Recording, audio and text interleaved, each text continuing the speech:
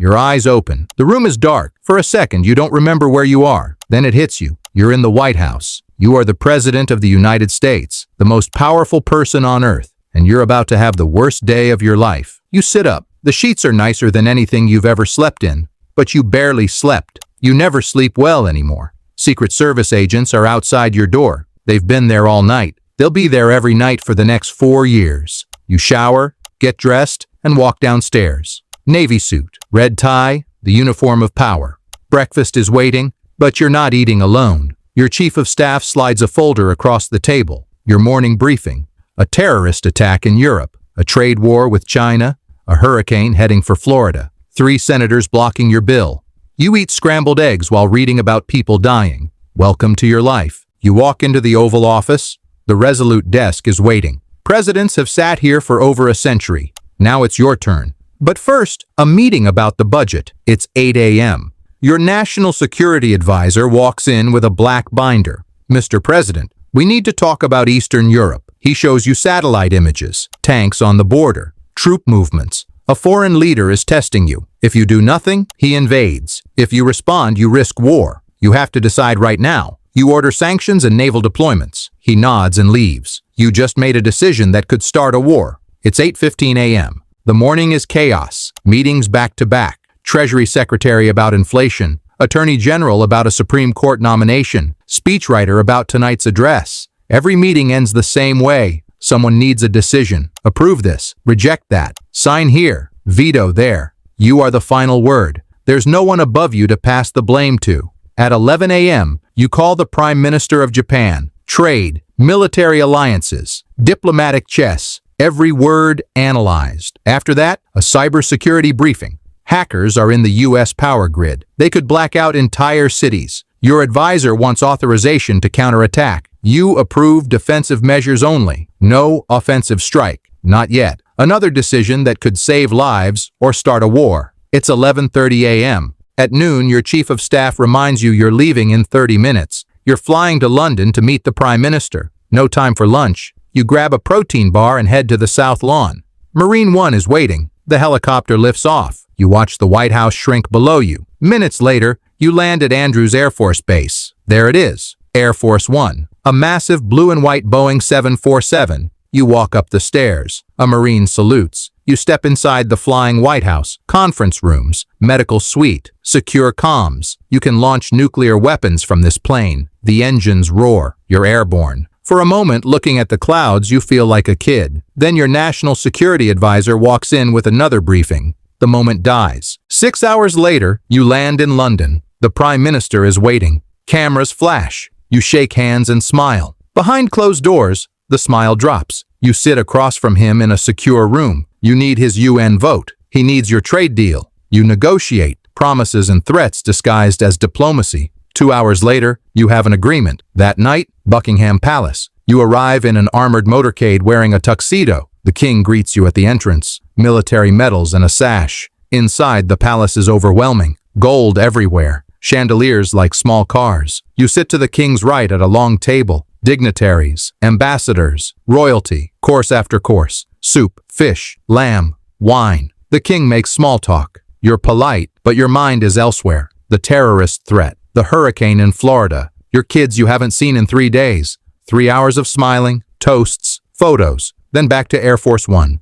You fly through the night. You try to sleep but can't. Your mind won't stop. You land in Washington at 6 a.m. You've been awake for 26 hours. No time to rest. Straight to the Oval Office. You don't change clothes. Your staff brings coffee. You drink it black. At 9 a.m., press conference. You walk to the briefing room. Cameras everywhere. You announce the London trade deal. Success, strength, alliances. Then the questions start. Mr. President, are we going to war in Eastern Europe? You answer carefully. Every word will be analyzed by foreign governments. Protecting our allies, deterring aggression. Another reporter. Your approval rating is 42%. How do you respond? You smile. You're focused on the American people, not the polls. Inside, you're furious. The conference ends. You're exhausted. The day isn't half over.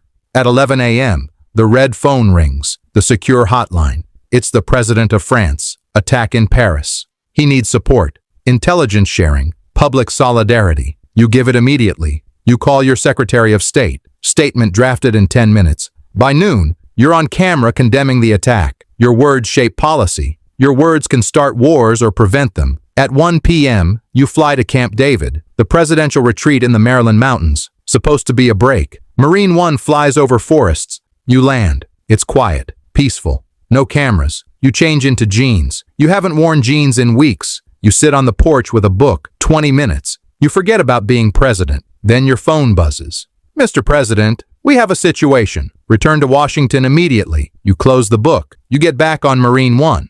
So much for a break. You land back at the White House. It's 2 p.m. You walk quickly through the West Wing. Staffers are moving fast. Everyone looks scared. You enter the Situation Room. It's a secure room in the basement of the West Wing. The walls are lined with screens. Military officials and advisors are already seated around the table. You sit at the head. What's happening? You ask. Your Secretary of Defense speaks. Mr. President, NORAD has detected an inbound ballistic missile. It was launched from a hostile nation. It's heading toward the continental United States. Your heart stops. A nuclear missile. The screens show a map. A red line arcs across the Pacific Ocean. It's moving toward the West Coast. You have 6 minutes to make a decision. The room erupts. Everyone is talking at once. Your national security advisor is yelling about retaliation. Your Secretary of Defense is explaining launch protocols. Your Chief of Staff is asking if you want to evacuate. You can barely hear them. Your ears are ringing. The clock on the wall is ticking. 5 minutes and 30 seconds. You ask the critical question, are we sure it's real? Your Defense Secretary nods. NORAD confirmed it. Satellite tracking confirmed it. It's real. You feel sick. You're about to make a decision that will define your presidency, that will define history, that will define the world. Your military advisor places a black briefcase on the table, the nuclear football. Inside are the launch codes. If you want to retaliate, you can authorize a nuclear strike. You can end millions of lives in seconds. 4 minutes. You ask where the missile is headed. Your advisor points to the screen. Los Angeles. 4 million people. 4 million Americans. You think about your options. If you launch a counterstrike, you start a nuclear war. Billions could die. If you don't, you look weak. The enemy wins. But what if there's another option? You ask if we can intercept it. Your defense secretary hesitates. We have missile defense systems, but they're not guaranteed. There's a 60% chance we can shoot it down, a 40% chance it hits. 3 minutes. You make the call. Launch the interceptors. Do not retaliate. Not yet. The room goes silent. Some advisors look relieved. Others look furious. Your defense secretary picks up a phone. He gives the order. Interceptors are launched from a naval destroyer in the Pacific. You watch the screen. 2 missiles rise from the ocean. They're heading toward the inbound threat. The room is dead silent. Everyone is staring at the screen. 2 minutes. The interceptors close in. The red line on the screen is almost at the coast. You hold your breath. The lines meet. There's a flash on the screen. The threat is gone. The missile was destroyed. The room exhales. Some people clap. Others sit in stunned silence. You don't feel relief. You feel numb. You just saved 4 million lives. But you were seconds away from losing them. You were seconds away from starting World War III. Your Chief of Staff puts his hand on your shoulder. Good call, Mr. President. You don't respond. You just stare at the screen.